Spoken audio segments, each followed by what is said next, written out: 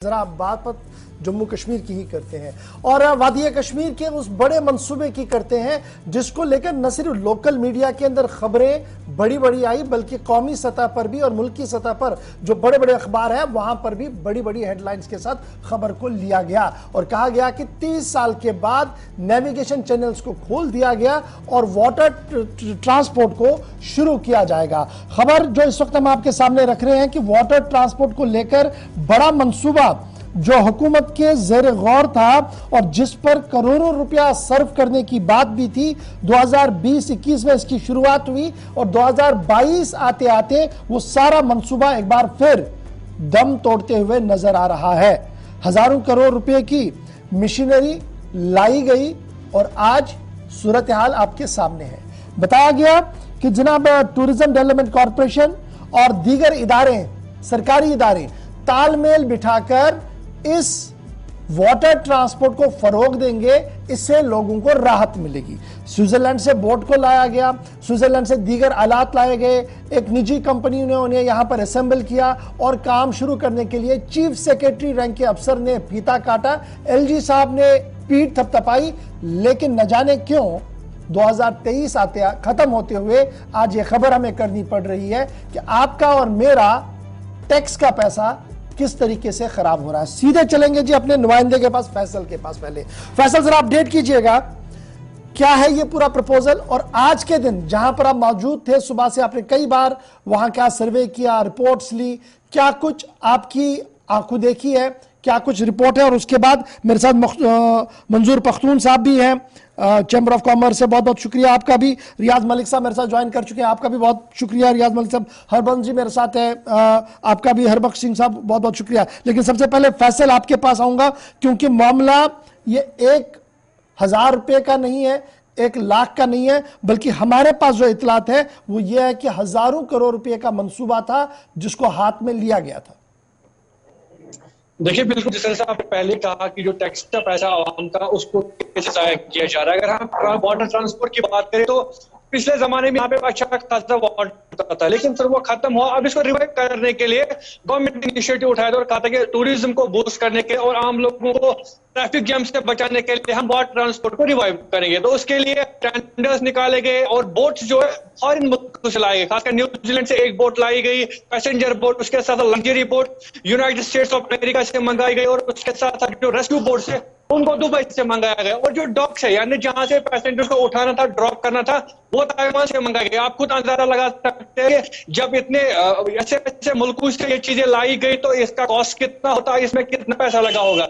लेकिन आज 6 महीने हो गए ये नावे जो बोट जो इसी की तरह जितने जैसे पहले लाई गई थी वैसी की वैसे, सिर्फ एक राइट चीफ सेक्रेटरी साहब ने इसमें ली है जब इनकी इनॉग्रेशन की गई थी। हालांकि इससे पहले भी 2017 में ये प्रोजेक्ट आया था महबूबा मुफ्ती की सरकार में, उन्होंने इनिशिएटिव लिया था ये रिवाइव करने के लिए, लेकिन उस वक्त ये पूरी तरह से फेल हो चुका गया। और आज की सरकार को ये पता था कि इससे पहले भी ये फेल हो चुका है, एक बार फिर से इसी प्रोजेक्ट को लाया, करोड़ों रुपए इस पे लगाए, लेकिन आज भी 1 करोड़ रुपए जाया है, इनमें कोई भी नहीं चढ़ता। अब मैंने खुद ही ये बताया कि कहां से ये बोट्स लाई गई थी और इन मुल्कों से लाई गई थी, लेकिन अच्छा ये जो कहा गया था कि ये चलेंगी जी और डेजिग्नेटेड कहा गया कि लसजन से कम वीर तक पहले फेज में चलेंगी, फिर आगे भी चल रही थी, तो कंप्लीटली सिर्फ टेस्ट रन और उसके बाद वो ऑफिशियल फंक्शन के बाद इनको नहीं चलाया गया। तो आज पोजीशन क्या है, क्या किसी की निगरानी में ये है या अल्लाह के हवाले ही सारा छोड़ दिया गया है?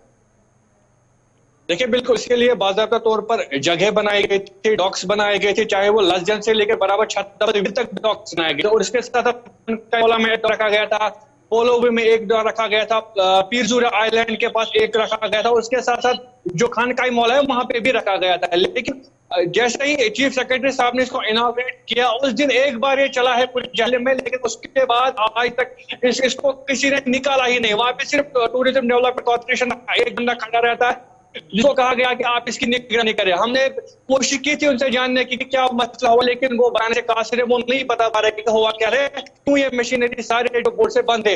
अगर कुल मिला के कहे कि जिस तरह से ठीक है, आप स्टैंड बाय पे रहिएगा। मंजूर पख्तून साहब, बहुत शुक्रिया जी ज्वाइन करने के लिए।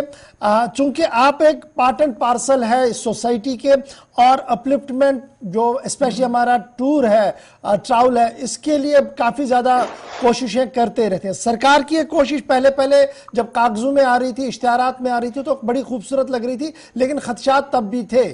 क्या इस तरीके से निज़ाम को चलाकर बेहतरी के आसार कहीं आपको दिख रहे हैं?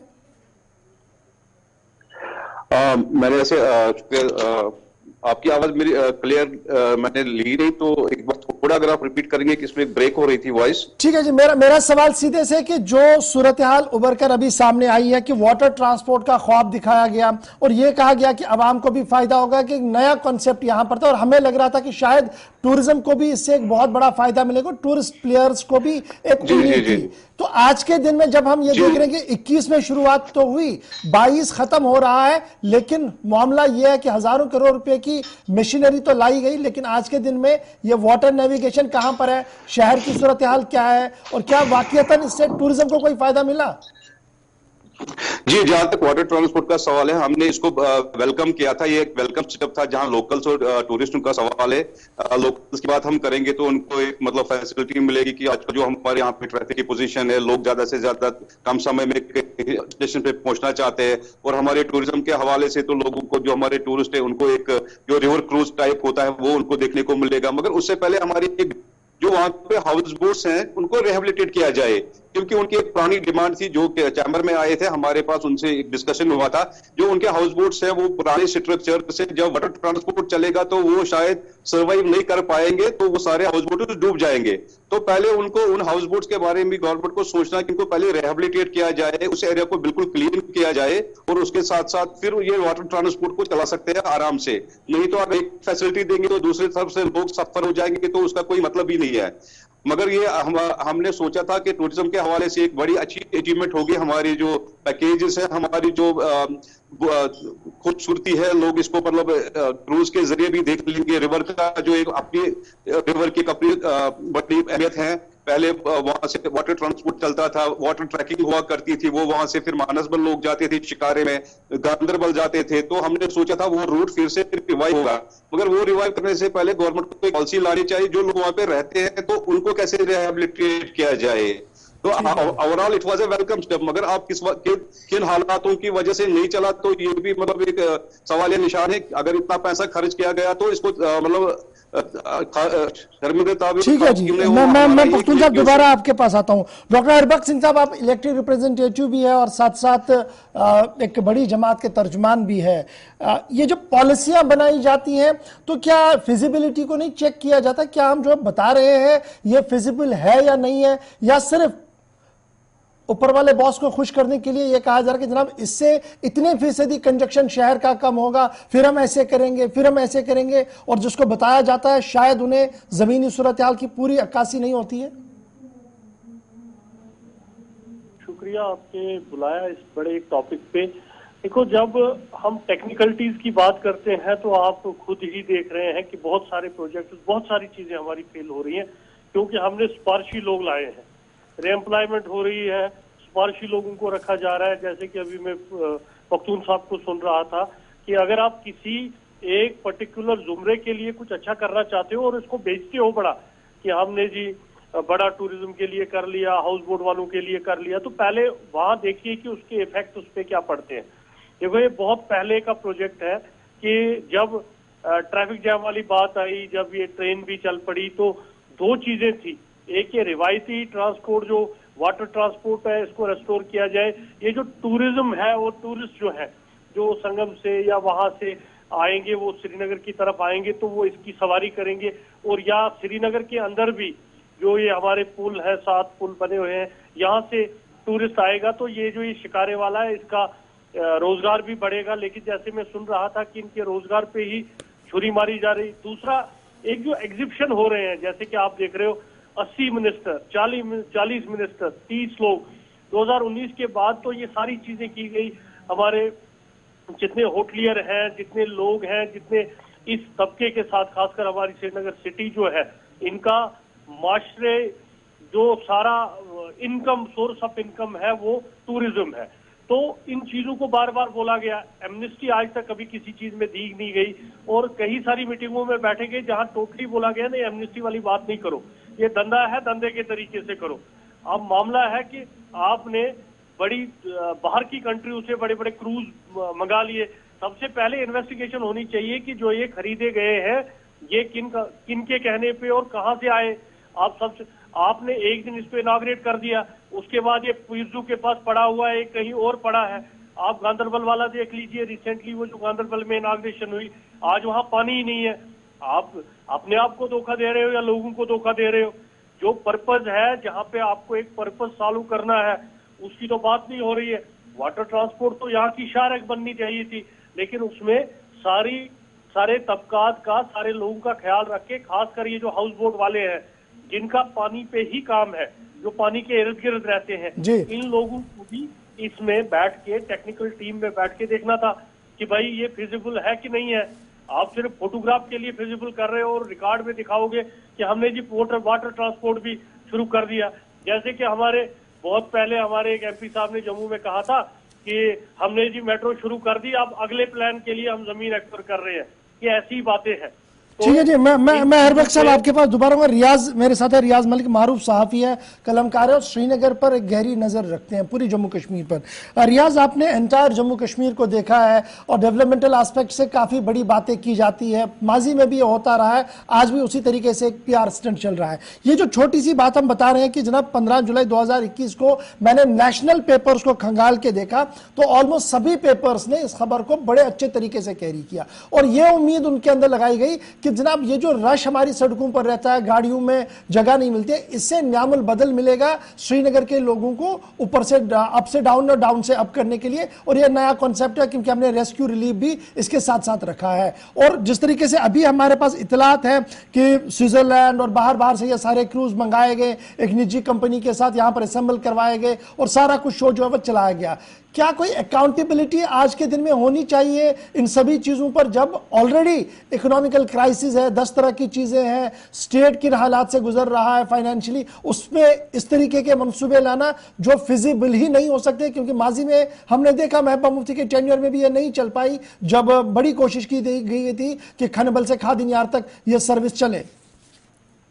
गौर साहब, बहुत बहुत शुक्रिया, आपने मुझे दावत दी इस प्रोग्राम में। दरअसल आपको समझ ले याद होगा जब आप भी और मैं भी यहाँ रिपोर्ट करते थे, जब PDP और कांग्रेस की सरकार थी 2002 से 2008 के दरमियान, उस वक्त भी मुफ्ती साहब जब वजीर आला थे हमारे मरहूम, तो उन्होंने भी ये प्रोजेक्ट तब शुरू किया था खनबल से खादिनियार वाला, और जहलम ब्यूटिफिकेशन ड्राइव भी चला था। उसमें भी फिर बंगलिंग्स का वो कितना हुआ वो हम सबके सामने है, CAG की रिपोर्ट भी है हमारे सामने। फिर जो उसकी वो रिपोर्ट आई कि कितनी उस जहलम ब्यूटिफिकेशन ड्राइव में कितनी बंगलिंग्स हुई थी और कितना काम हुआ था। इसी तरह ये जो जहलम का हमारा वाटर ट्रांसपोर्ट का सिस्टम है, उसके बाद ये 2021 की ही बात नहीं है, 2017 में भी शुरू हुआ था। 2017 में अगर आपको याद हो, PDP और BJP की सरकार थी, तब भी ये शुरू हुआ था और उस वक्त भी ये नुमाइशी तौर पे कुछ दिन चला तो फिर बंद हो गया। उसके बाद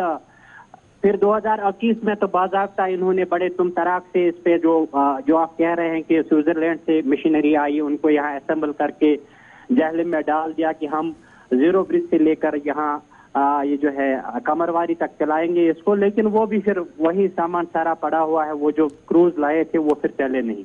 उसके बाद लेटेस्ट अभी आपको 5 सितंबर को जब सईद कमरुद्दीन बुखारी साहब जो हमारे हैं रहमतुल्लाह अलैह, जो जिनकी जियारत गांदरबल में है, तो उसके लिए वो 35 साल बाद वो आबी काफिला शुरू किया। और अलमिया यह है कि लेफ्टिनेंट गवर्नर मनोज सिन्हा साहब उस तकरीब में थे, उन्होंने झंडी दिखाकर रवाना किया और वहां फिर वही बातें हुई कि इस रिवायती जो है ट्रांसपोर्ट सिस्टम को बहाल करेंगे। देखिए, हम ख्वाब देख रहे हैं कि जहलम को या श्रीनगर को हम विंड्स ऑफ इटली बनाएंगे, नहर सुएज इसको बनाएंगे जहलम को, लेकिन उस ख्वाब को पाए तकमील तक पहुंचाने के लिए, उसको हकीकत का रूप देने के लिए फिर वैसी हिकमत अमली भी होनी चाहिए, वो सोच भी होनी चाहिए। हम तो ख्वाब देखते हैं विंड्स ऑफ इटली बनाने के, लेकिन सोच हमारी वही की वही है, हम आगे बढ़ ही नहीं पाते हैं। ये कैसे मुमकिन हो सकता है जब आपकी सिंक्रोनाइजेशन नहीं हो, आपके डिपार्टमेंट के साथ तालमेल नहीं हो, सिविल सोसाइटी जो स्टेक होल्डर्स हैं, टूरिज्म से जुड़े लोग हैं, उनको आप एतमाद में नहीं लेंगे, फिर तो वही लगता है ना कि ये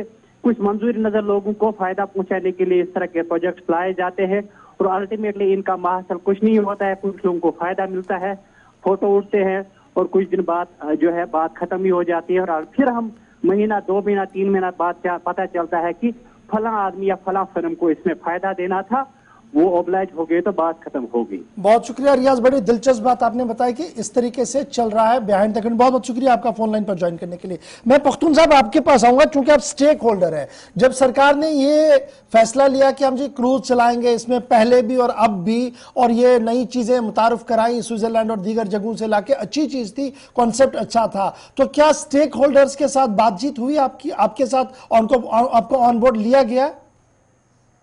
स्टेक होल्डर तो हमें ऑन बोर्ड नहीं लिया गया, खाली हमें पता चला पेपर्स वगैरह में न्यूज में कि वाटर ट्रांसपोर्ट यहाँ पे जारी हो रहा है, तो फिर भी हमने उसको अपने हिसाब से वेलकम का भी माना। मगर जो पहले उनको हमारे साथ, जैसे मैंने अभी एक बड़ी प्रॉब्लम कही कि वहाँ रिहेबिलिटेशन का मसला है, पहले वो रिहेबिलिटेट होने चाहिए लोग वहां से, और जो जालिम की वाटर लेवल होती है उसको कैसे मेंटेन किया जाए, क्या ये क्रूज फिर विंटर्स में चलेंगे कि खाली टाइम के लिए होंगे। तो इतनी बड़ी इन्वेस्टमेंट करने से पहले आपको ऑन बोर्ड लेने की बड़ी जरूरत होती है, खासकर उन लोगों को जो इसमें माहिरत रखते हैं।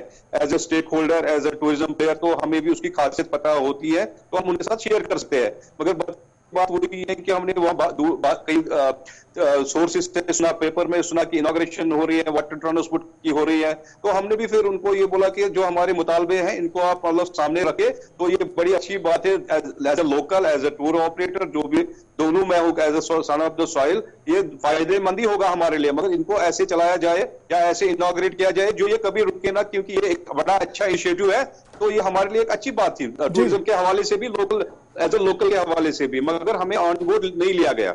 ठीक है जी, पख्तून साहब कह रहे हैं ऑन बोर्ड नहीं। मैं फैसल आपके पास हूँ, बड़ा इंपॉर्टेंट एक छोटा सा कमेंट दे दीजिएगा।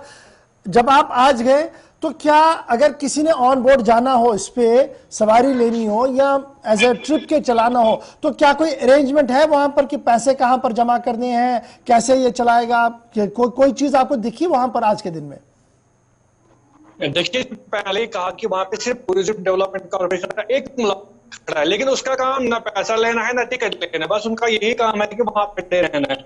और आपको मैं मजे की बात ये भी बताऊं कि इस साल ऐसा टूरिस्ट फुटफॉल था, लेकिन एक भी टूरिस्ट इस बोट में नहीं चढ़ा है। हालांकि आपने देखा होगा कि गवर्नमेंट ने भी अनाउंस किया कि लाखों की तादाद में टूरिस्ट यहाँ पे आए, लेकिन ना ही पीजू रेस्टोरेंट की तरफ एक टूरिस्ट गया है इस बोट को चढ़ने के लिए, और ना ही लोकल तक इसमें गया है जाने के लिए। जिस तरह मैंने पहले कहा कि बहुत लगाए गए, लेकिन सारा कुछ वेस्ट है इस वक्त ये पड़े हुए। हालांकि मैंने पहले ही बताया कि जो लग्जरी बोट वहां पे लाई गई है वो यूएस से लाई गई है, और इसके साथ जो ट्रेस्को बोट है वो इससे लाई गई है, और जो पैसेंजर बोट है जिसकी कैपेसिटी 35 के करीब है वो न्यूजीलैंड से लाई गई है। और इसके साथ मैंने बताया कि जो पे बाकी डॉक्स है वो ताइवान से बुलाए गए, जो भी मुख्तलिफ शहर के मुख्तलिफ खान का मौला अमीरा कदल या पीजू रेस्टोरेंट के पास लगाए गए थे। और इसके साथ साथ जिस